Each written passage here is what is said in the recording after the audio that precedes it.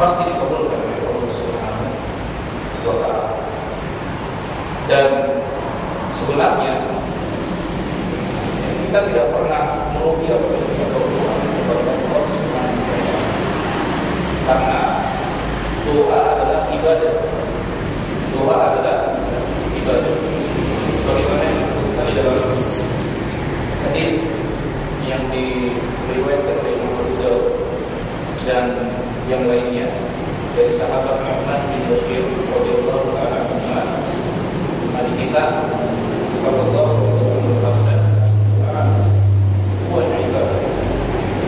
Doa, berdoa kepada Allah adalah termasuk ibadah. Sehingga selama kita berdoa kepada Allah dan terus berdoa, senantiasa berdoa, selama itu pula kita mendapatkan pahala. Karena doa termasuk ibadah dan merupakan hal yang telah ma'lum. Apabila kita mengerjakan suatu ibadah yang dilandasi dengan ikhlas niat yang ikhlas, mengharapkan ridho Allah semata dan sejalan dengan sunnah atau petunjuk Rasulullah SAW, maka ibadah yang kita kerjakan bernilai pahala di sisi Allah Subhanahu wa Ta'ala. Jadi tidak ada ruginya kita berdoa. Selama kita berdoa kepada Allah dan sebelum doa kita dikabulkan olehnya, kita telah mendapatkan pahala. Kita telah mendapatkan pahala dengan berdoa kepada Allah. Karena berdoa, sekali lagi kita katakan, termasuk ibadah. Ad-du'a'u huwal ibadah. Berdoa kepada Allah termasuk ibadah. Makanya seorang salaf pernah mengatakan, saya tidak khawatir kalau doa saya tidak dikabulkan oleh Allah. Ya, karena banyak sekali nas, baik dari Al-Quran maupun Sunnah, yang menunjukkan, yang menerangkan bahwa doa yang dipanjatkan oleh hamba pasti dikabulkan oleh Allah Subhanahu wa Ta'ala. Ya, termasuk doa ayat ini, ya, ayat ini dalil yang sangat jelas yang menunjukkan bahwa doa yang dipanjatkan oleh hamba akan dikabulkan oleh Allah. Wa idza sa'alaka 'ibadi anni fa inni qarib ujibu da'watad da'i idza da'a. Aku mengabulkan doa hamba-Ku yang berdoa kepada-Ku. Jelas sekali. Di dalam ayat yang lain Allah juga berfirman, wa qala rabbukum ud'uuni astajib lakum. Jelas sekali kan? Ya, Tuhan berfirman, berdoalah kepadaku maka aku akan mengabulkannya. Ya, begitu juga di dalam surat Al-Anfal, id tastaghfiruna rabbakum fastajaba lakum. Jika kalian beristighfar, memohon pertolongan kepada Rabbmu, maka Dia akan memperkenankannya. Ini semuanya adalah dalil yang menunjukkan bahwa Allah pasti mengabulkan doa hamba-Nya. Lalu kemudian salaf ini mengatakan, yang aku khawatirkan, yang menjadi kekhawatiran salaf ini adalah apabila Allah tidak memberikan taufik, apabila Allah tidak memberikan kekuatan kepada saya untuk senantiasa berdoa kepada Allah Subhanahu wa Ta'ala.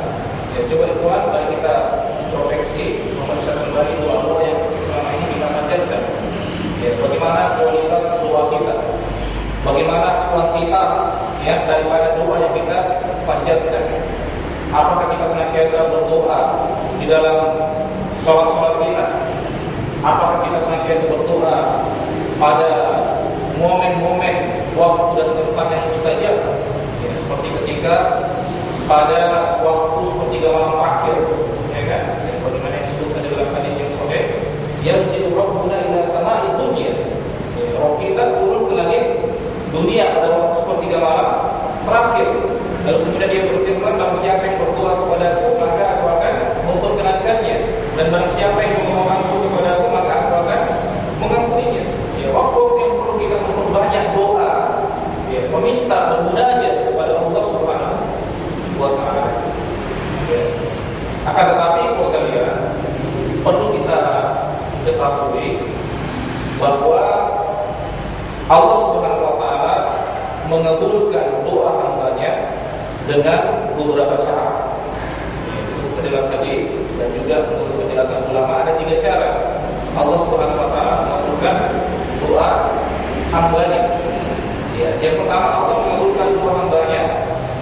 dengan atau sesuai permohonan hambanya. Ya. Hamba misalnya meminta rezeki yang banyak, Allah Subhanahu wa taala cepat terlambat mengkaruniakan kepada rezeki yang banyak. Ya. Hamba misalnya meminta kedudukan, Allah berikan kedudukan sesuai dengan permintaan yang diinginkan oleh hamba. Hamba minta A, Allah beri A. Hamba minta B, Allah juga berikan kepadanya B sesuai dengan permohonan hamba. Nah, ini cara Allah Subhanahu wa taala mengabulkan doa hambanya. Cara yang kedua, Allah Subhanahu wa taala mengabulkan doa hambanya tidak sesuai dengan permohonan yang diminta oleh hamba, tapi Allah memilihkan jawaban yang lain. Yang boleh jadi jawaban Allah Subhanahu wa taala tidak selamanya disukai atau disenangi oleh hamba. Boleh jadi. Tetapi Ibu sekalian, prinsip yang harus kita pegang di dalam berdoa adalah al-khairu makhtarallah. Yang terbaik untuk kita, yang paling maslahat untuk kita adalah pilihan Allah Subhanahu wa taala. Itu prinsip yang harus kita pegang dalam berdoa. Ya, termasuk juga dalam urusan takdir. Al-khairu makhtarallah. Yang terbaik untuk kita adalah yang diinginkan oleh Allah Subhanahu wa taala untuk kita. Ya, makanya di dalam surah Al-Baqarah Allah Subhanahu wa taala berfirman, "Wa 'asa an takrahu syai'an wa huwa khairun lakum." Boleh jadi engkau membenci sesuatu padahal dia baik bagimu, dan sebaliknya boleh jadi engkau menyukai sesuatu padahal dia buruk bagimu. Wallahu ya'lamu wa antum la ta'lamun. Ya, sesungguhnya Allah Maha mengetahui keadaan kamu sedangkan kamu tidak mengetahuinya. Atau ibu sekalian, Allah Subhanahu wa taala tidak mengabulkan doa kita sesuai dengan permohonan kita maksudnya, ya. Tetapi sebagai gantinya Allah menghilangkan madarat, ya, keburukan yang sebenarnya telah ditakdirkan atas kita. Ya. Makanya di dalam hadis Rasulullah SAW bersabda, la yaruddul qada illa du'a. Ya, tidak ada yang dapat mengubah qada atau takdir, ya, kecuali berdoa kepada Allah Subhanahu wa taala. Ini cara Allah yang kedua di dalam mengabulkan doa hamba. Cara yang ketiga, Allah Subhanahu wa taala mengabulkan doa hambanya dengan menyimpan doa-doa kita yang kita panjatkan, ya, sebagai bekal perjalanan kita menuju akhirat. Yang dengan bekal itu Allah Subhanahu wa taala akan memudahkan kita masuk ke dalam surga dan menyelamatkan kita dari siksaan api neraka. Jadi ibu sekalian yang dimuliakan oleh Allah Subhanahu wa taala, jangan kita berurusankan kepada Allah Subhanahu wa taala. Jangan kita mengedepankan berurusankan kepada Allah. Ya, boleh jadi selama ini doa kita sudah dikabulkan oleh Allah Subhanahu wa taala. Ya, tapi mungkin bukan dengan cara yang pertama. Ya, boleh jadi dengan cara yang kedua atau dengan cara yang ketiga, doa kita disimpan, dijadikan bekal nanti, ya, untuk perjalanan kita yang panjang menuju surga Allah Subhanahu wa taala. Ya, tetapi terus sekalian, sekali lagi, prinsip yang harus kita pegang dalam urusan doa adalah al-khairu makhtarallah. Yang terbaik untuk kita adalah pilihan Allah Subhanahu wa taala. Ikhwan sekalian yang dimuliakan oleh Allah, memang doa kita insya Allah dikabulkan oleh Allah. Tetapi perlu kita ketahui juga ada beberapa faktor atau hal yang menyebabkan doa kita tertunda, atau bahkan sama sekali tidak akan dikabulkan oleh Allah. Ya. Di antaranya pertama, perbuatan dosa dan maksiat.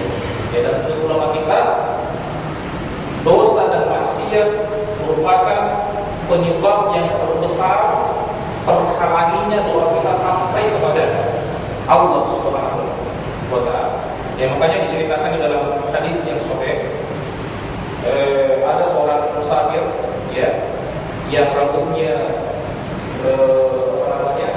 lusuk berdebu, ya, pakaiannya juga demikian. Kemudian dia berdoa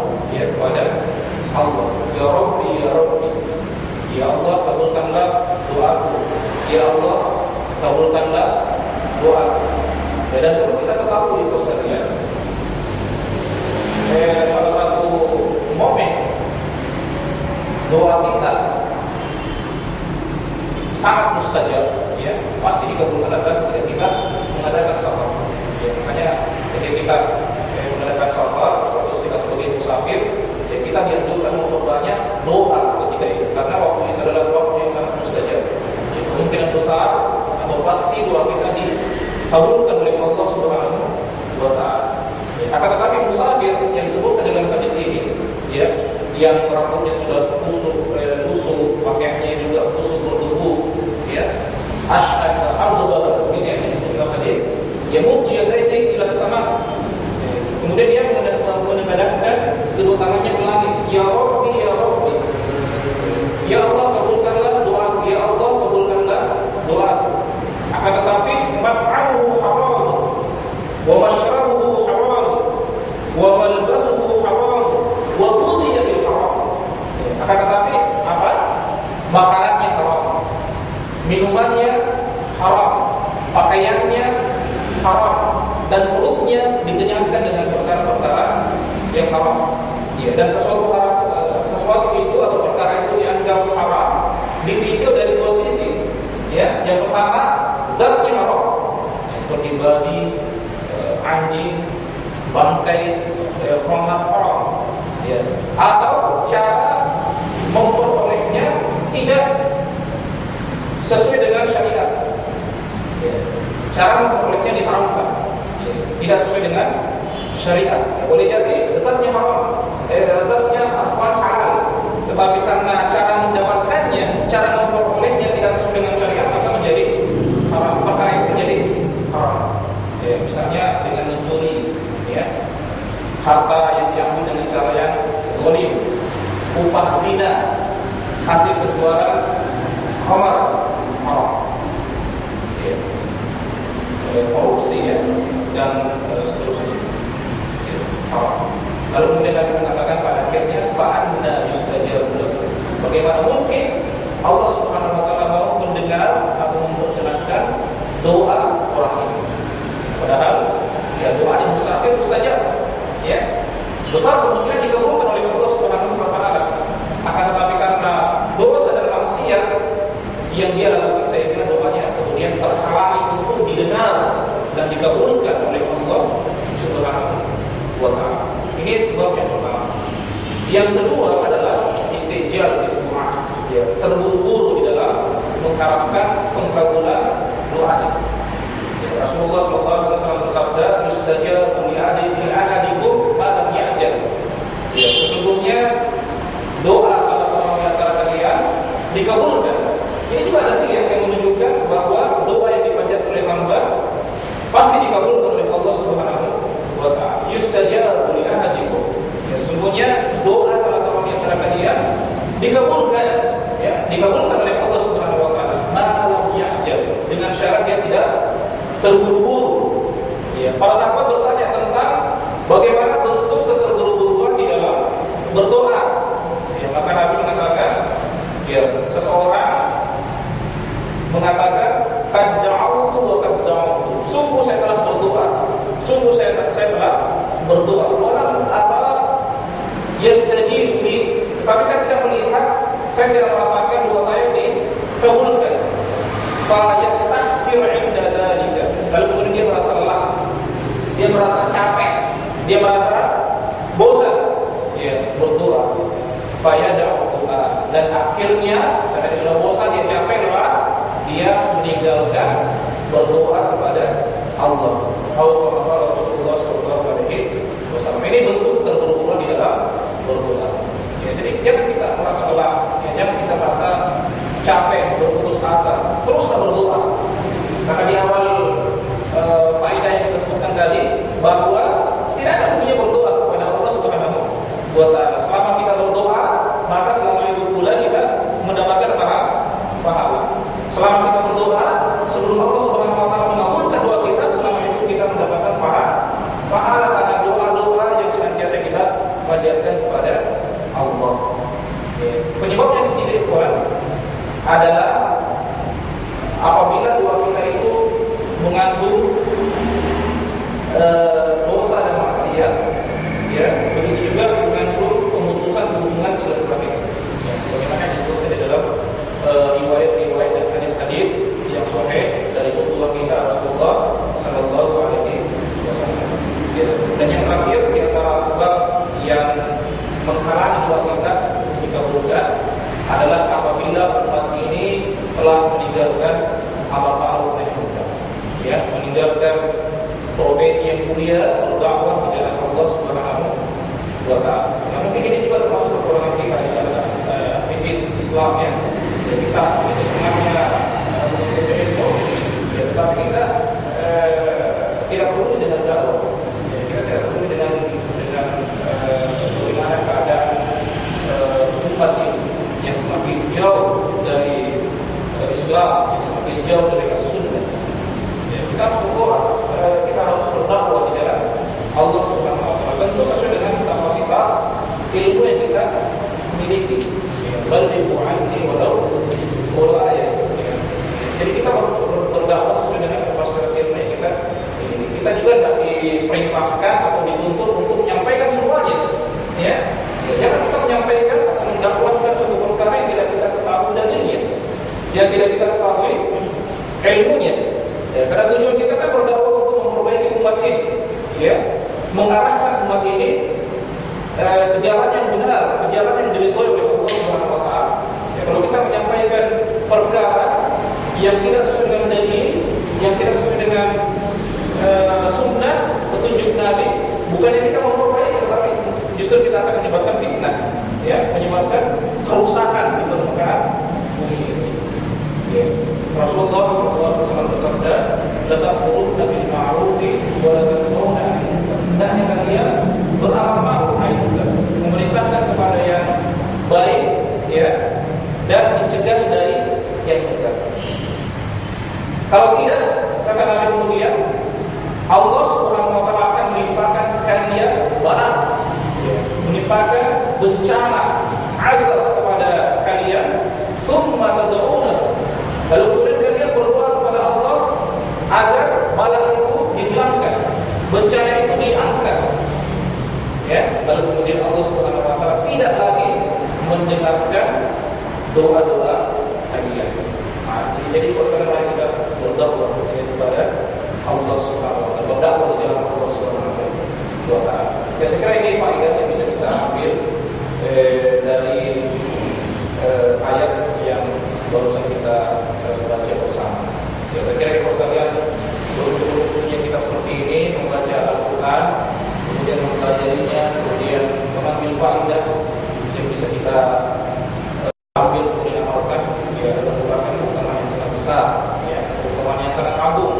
Ya, di dalam hadis Tirmidzi Rasulullah SAW bersabda, "Majtama'a qaumun fi baitin min buyutillah yaquluna kitabullah wa yatadarasunahu fima bainahum illa nazalat 'alaihim as-sakinah wa ghashiyatuhum ar-rahmah wa haffathumul malaikah wa dzakarahumullahu fi man indah."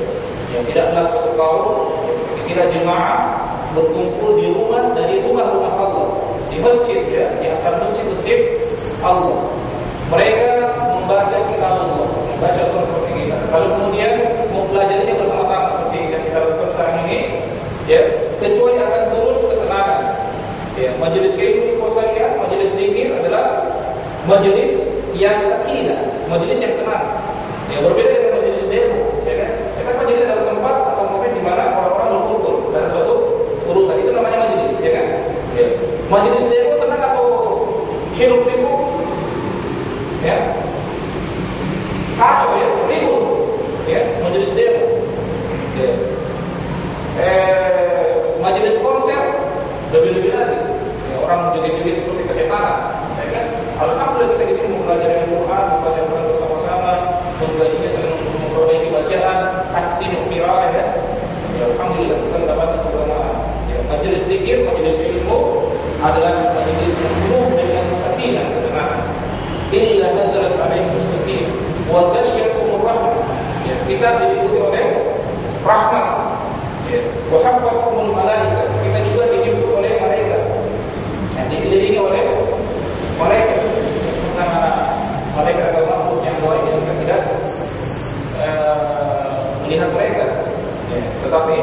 di dalam hadis, ya ada memang malaikat yang bertugas mencari majelis-majelis ilmu.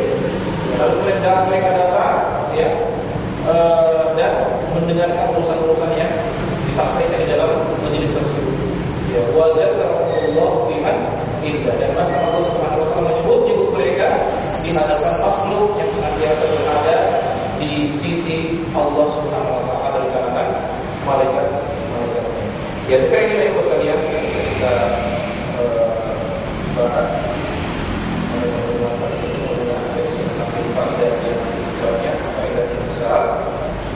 kita tutup majelis kita semua.